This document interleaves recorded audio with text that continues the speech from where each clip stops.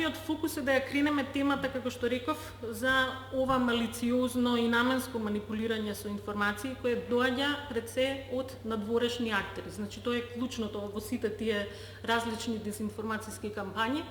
Странското мешање секогаш подразбира вклучување на актер, државен или недржавен, надвор од земјата.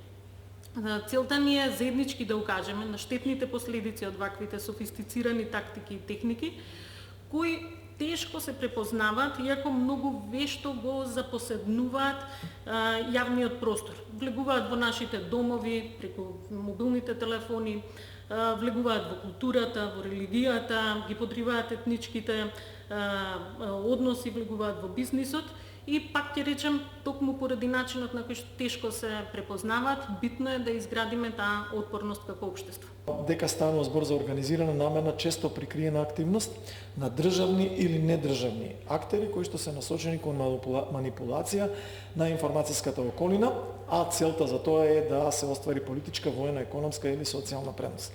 Кога зборуваме за странско мешање, овде треба да насочиме дека не мора секогаш да тоа бидат државни актери, иако се настојува, секогаш се инсистира на таквиот дел.